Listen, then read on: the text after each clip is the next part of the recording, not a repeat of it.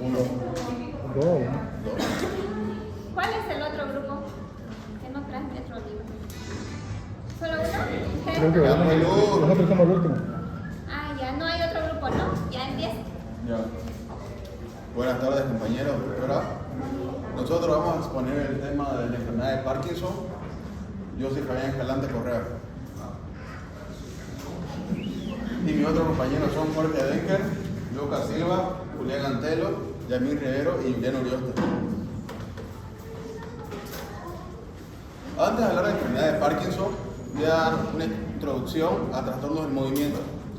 Los trastornos del movimiento son aquellas condiciones neurológicas que están caracterizadas por una alteración en el movimiento voluntario e involuntario. Esto debido a una alteración de los ganglios basales. Los ganglios basales pueden ser el caudado, el putamen, lobo pálido, núcleo subtalámico y sustancias negras. Estos trastornos del movimiento se clasifican en hipocinético o bradicinesia y movimientos hipercinéticos.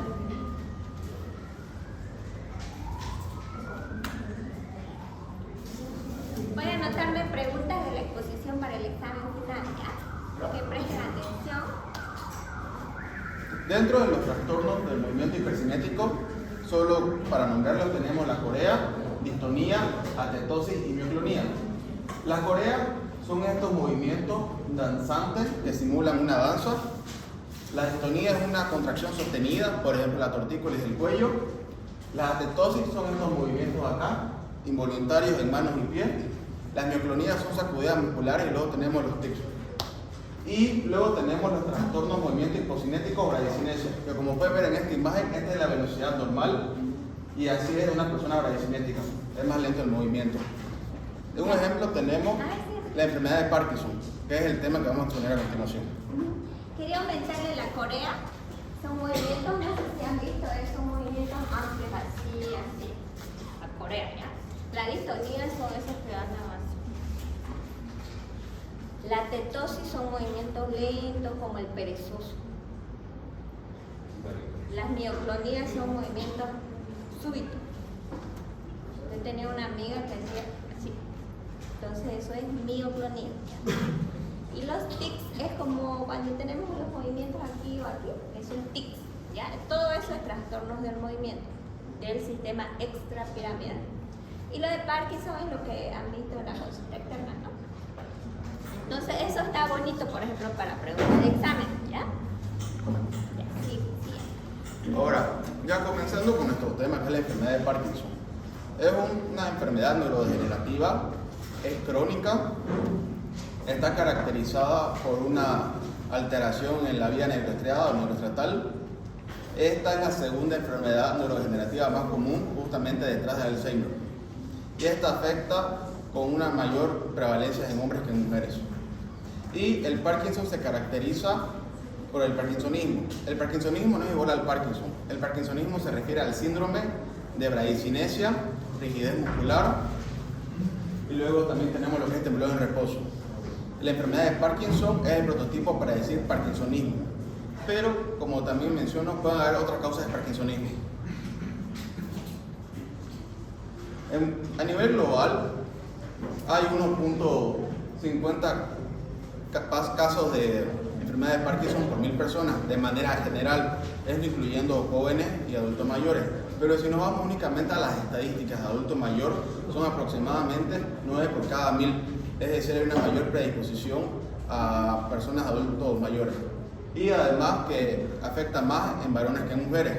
En Bolivia, según las estimaciones oficiales, hay unos 30.000 casos, pero esto puede variar ya que en realidad aquí en nuestro medio es difícil diagnosticarla por el acceso a la salud. Y eso que incluso se detecta aquí cuando ya la enfermedad es avanzada.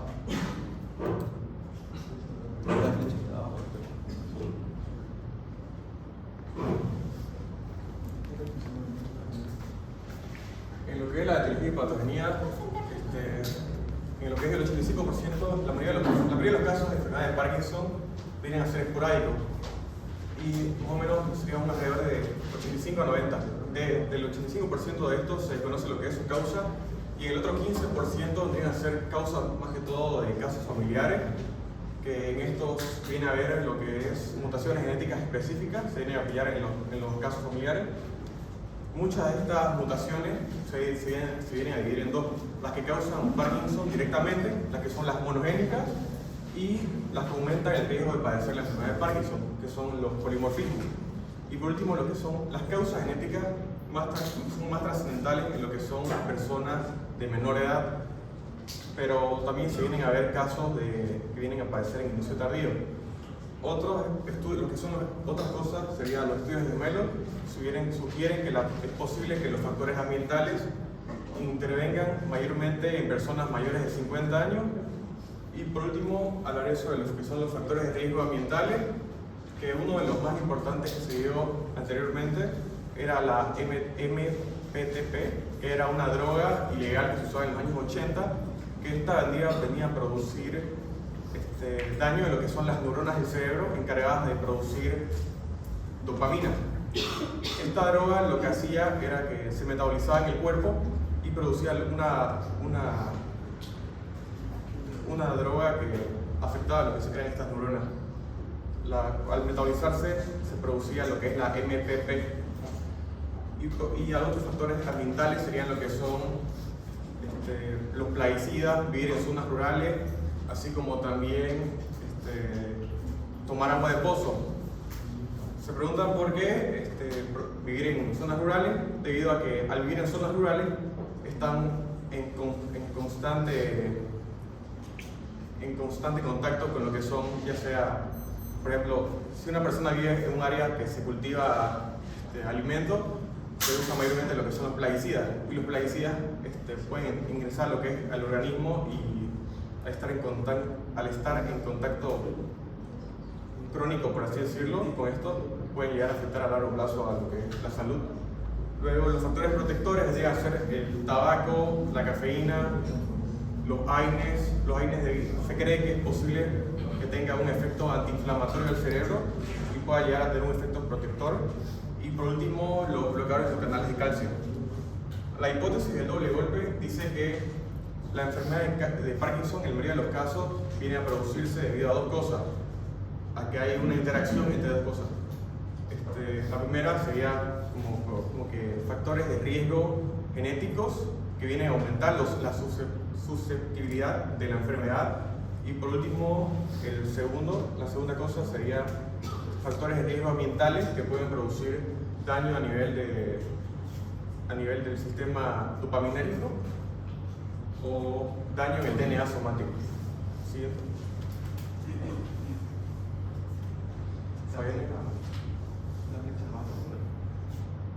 Gabriel, ¿qué dijo que era? Julián Antelo. Julián Antelo. Julián Antelo. Las causas genéticas, estas más que todo son el 15%. Se viene a ver mutaciones en lo que son el gen PARC SNCA en el locus PARC1. Viene a haber mutaciones y da lo que es el parkinsonismo típico, y duplicación y triplicación, que viene a ser de inicio temprano y demencia. El gen PARC LRK2 del locus PARC8, la mutación más frecuente en lo que son judíos askenazis y norteamericanos. Y por último, el PARC BPS35, que da parkinsonismo típico. En la enfermedad del Parkinson de inicio temprano, que es la autosómica recesiva, vendría a ser el gen Parkin, que viene a ver la clínica de distonía, forma juvenil y de progresión lenta. Y por último, en el PARC PINK1 hay alteraciones psiquiátricas. Y por último, en el PARC DJ1, síntomas similares a lo que es el Parkinson. Por último, lo que es el parkinsonismo, hay formas complejas no típicas que van a estar afectadas a lo que son todos estos genes.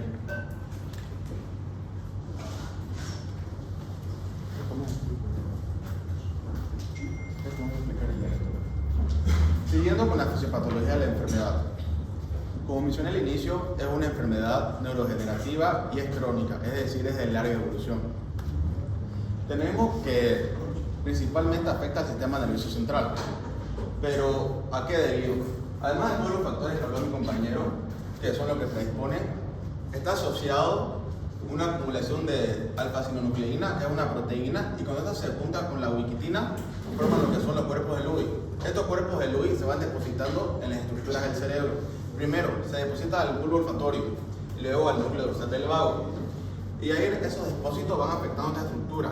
De ahí es que van los síntomas premotores, como por ejemplo, si está afectado el bulbo olfatorio, ahora lo que es anosmia e hiposmia. Si está el núcleo dorsal del vago, constipación. Y luego cuando estos depósitos del cuerpo de Lewis va progresando y afectando la demás estructura, llega hasta lo que es el sistema de la vía higrostriada o higrostretal, que esta comienza en la sustancia negra pars compacta y esta luego se va dirigiendo hasta lo que es los ganglios basales. Y en todo ese trayecto es la vía. Y en sí aquí se produce lo que es la dopamina. Entonces, si los cuerpos Lewis se van depositando aquí, van neurodegenerando. Y cuando ya se compromete el 60% de la vía, ya tenemos que hay un déficit de dopamina. Que esto es lo que genera los síntomas motores cardinales, que son bradicinesia, rigidez y temblor en reposo.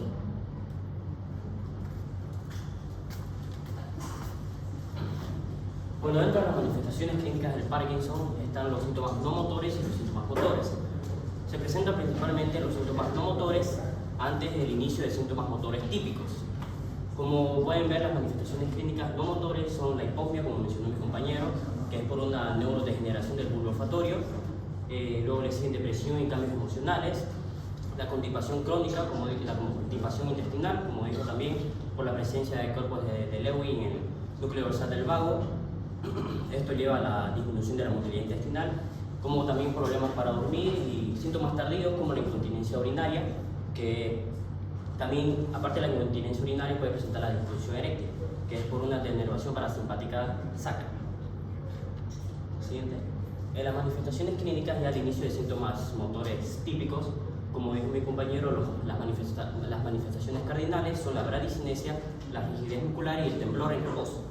Luego se le añade una más, que esta aparece aproximadamente 3 años después, es el trastorno de la marcha acompañado con una inestabilidad postural. Pero la bradicinesia, cabe recalcar que la bradicinesia no solo se limita a la lentitud de movimiento, sino que viene relacionada también con lo que es una disminución del balanceo pasivo de los brazos, una fase inexpresiva, una fase hipomímica, como también una disminución del volumen del tono de voz y cambios en la escritura.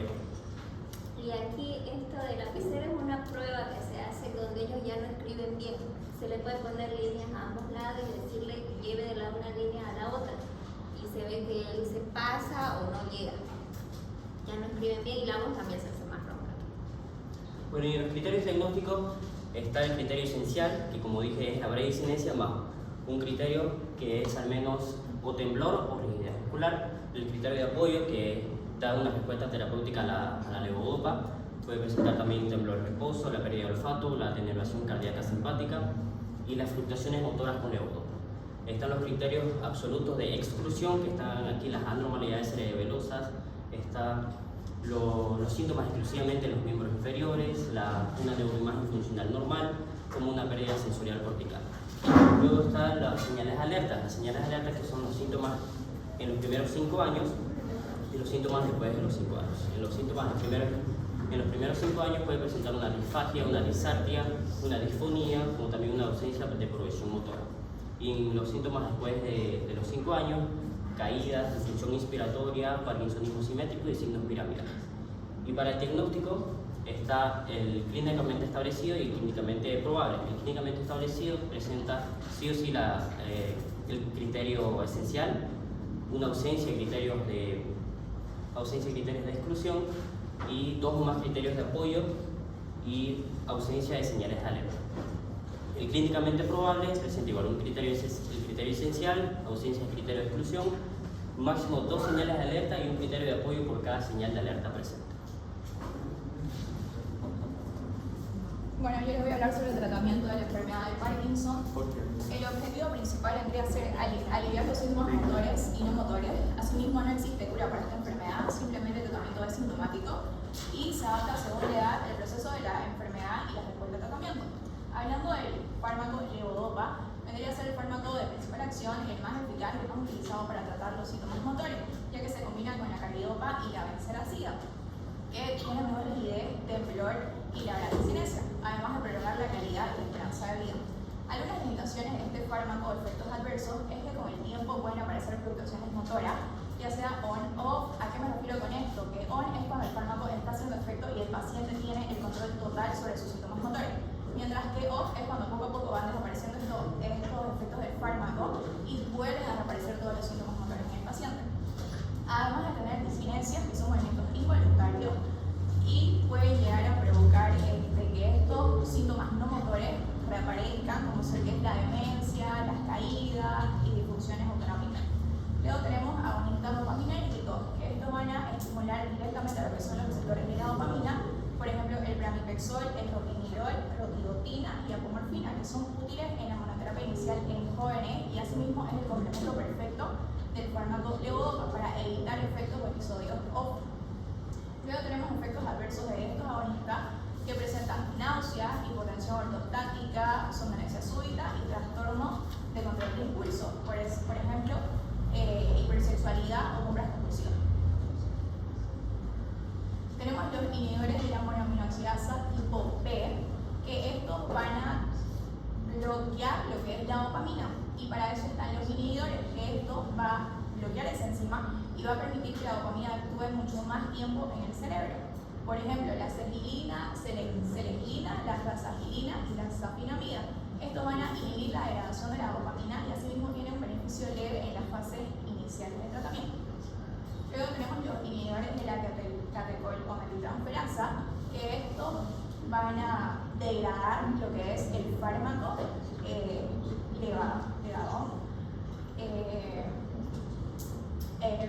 y van a evitar que llegue hasta el cerebro. Esto permite que se prolongue el efecto del L-dopa y se reduzca el efecto wearing off. ¿Qué es esto? El wearing off es simplemente la disminución del efecto del fármaco. Y luego tenemos tratamientos avanzados, que es la infusión intestinal continua de L-dopa con la carbidopa, la apomorfina subcutánea o sublingual para episodios off. Y por último, la estimulación cerebral profunda, que esto se ocupa en casos graves con una respuesta positiva del fármaco L-dopa. Y por último tenemos el manejo de síntomas no motores, que puede ser la demencia, que se trata con la ribastigmina, que es un inhibidor de la colinesterasa, los trastornos del sueño, ansiedad y depresión, que tiene un tratamiento específico para cada uno, y por último la disfunción autonómica, que es un tratamiento sintomático. ¿Su nombre y apellido? Julián Urioste. Julián Urioste.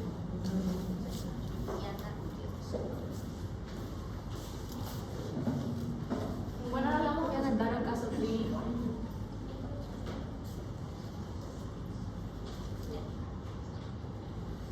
Paciente masculino de 37 años de edad, de ocupación mecánica motriz y procedencia de Bogotá, Colombia. Sus principales motivos de consulta fueron temblor y dificultad para articular las palabras. El cuadro clínico inició en el año 2016 con un temblor a reposo en el labio inferior y en mi cuerpo izquierdo con predominio en el miembro superior. Este se presentaba de forma esporádica y en situaciones de estrés. Todo en octubre del año 2019 comenzó con la dificultad de la articulación de las palabras. Entonces, fue una consulta y el anamnesis refirió hipotimia y una disinesia con lentitud para agarrar objetos, aunque con escasa interferencia laboral. Esto negó síntomas autosómicos, cognitivos o de estado de ánimo, es decir, no tenía dificultad para conciliar el sueño. También no tenía dificultad a la hora de ir al baño y tampoco tuvo alteraciones en la memoria.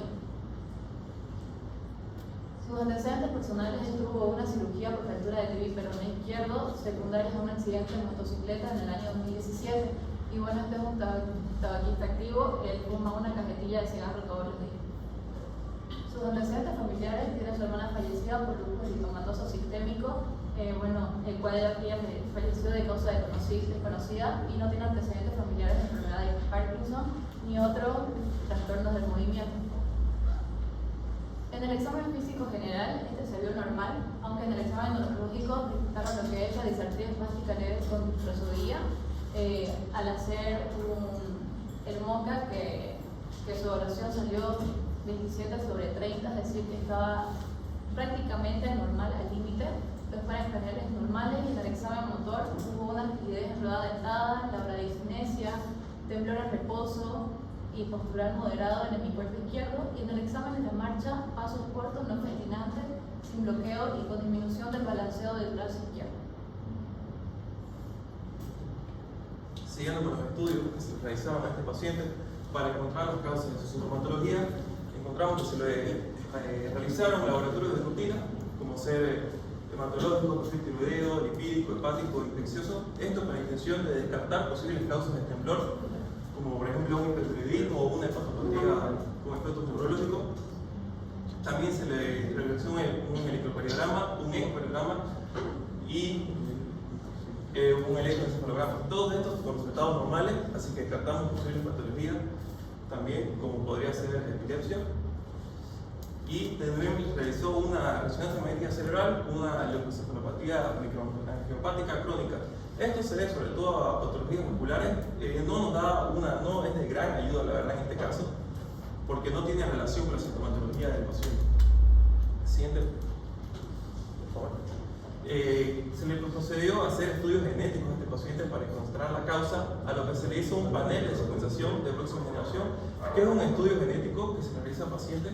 Este es un estudio que nos ayuda mucho, ya que se pueden estudiar varios genes al mismo tiempo, no como se acostumbraba antes, que se podía estudiar hasta un gen por segundo, con métodos tradicionales. Gracias a este método podemos estudiar hasta cientos de métodos por segundo. En este estudio se encontró que el paciente tiene una mutación heterocigota en el gen GIG-YF2.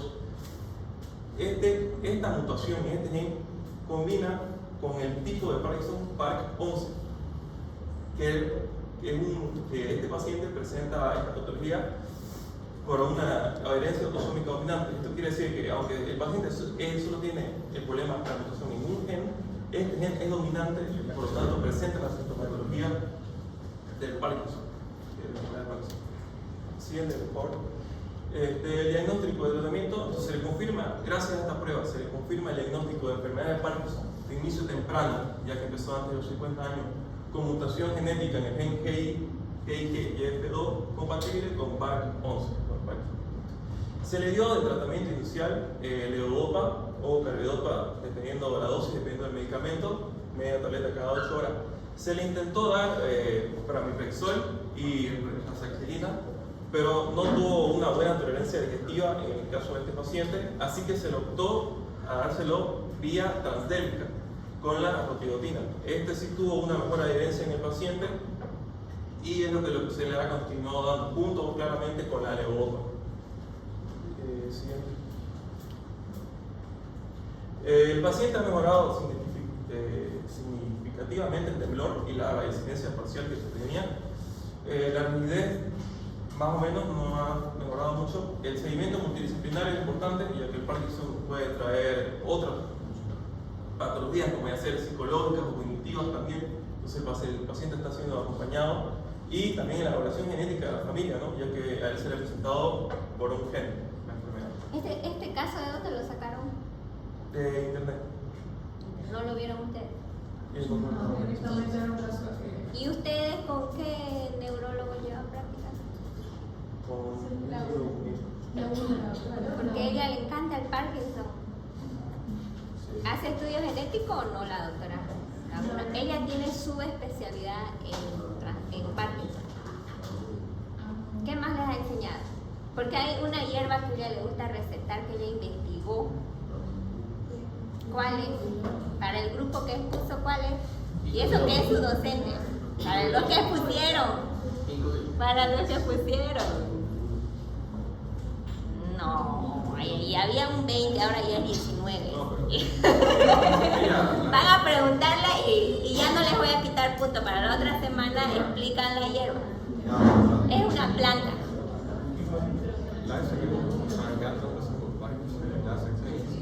Y mayormente esos pacientes continúan con el mismo tratamiento, digamos. Ahora, eso no se los cambia, pero ya son pacientes que son... Claro, ajá, pero investiguen esa planta que ella estudió y pregúntenle si hace estudios. ¿Han visto o no en la práctica que pida estudios clínicos? No se pide, no, casi no se pide. ¿Cómo? Esa hierba. ¿Cuál es? La hierba tipo biloba, ¿no es esa? No, es también, pero no es la que ella investigó. Es la mucuna. De feo Fabián. Mentirosa. Pero investiguenlo cómo funciona su fisiopatología y ella les puede explicar bonito. Yo le dijo las rudas.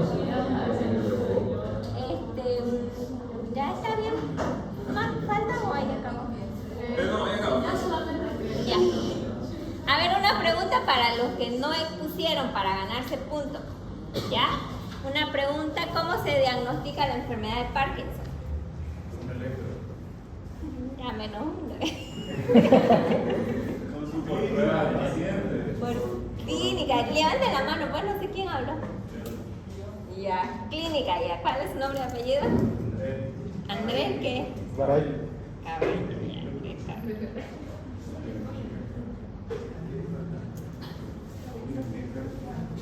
¿Hay tratamiento curativo y cuál es? Ya es su apellido. ¿Cómo? O sea que esta enfermedad no se cura, sino que siempre avanza y el tratamiento es como para tratar los síntomas. ¿Escobar? ¿Y su nombre? ¿Ya hay otro grupo para exponer hoy o no? ¿Y ahora me lo pueden poner texto? ¿Pusieron WhatsApp aquí o no? ¿Por flash pues? No sé. ¿A alguien le pasé el TEC en la anterior semana? ¿Será que lo puede poner su WhatsApp? ¿O lo pasa a él? ¿Alguien puso su WhatsApp? Lo cerré, sí, pero lo puedo volver a poner si quieres. Ay, no lo ponga él, pásenselo a él. Pasar al grupo ahí. Igual, pásenselo. Igual las diapositivas de emoción. Hasta mientras váyanme pasando sus trabajos si quieren. ¿Sacan mi mochila, mi trabajo? Por favor. A ver, hay que mostrar, ¿no? Ajá. A ver.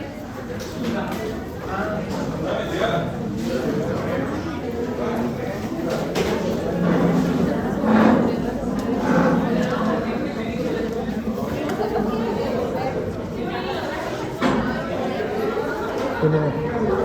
¿Trae mi mochila?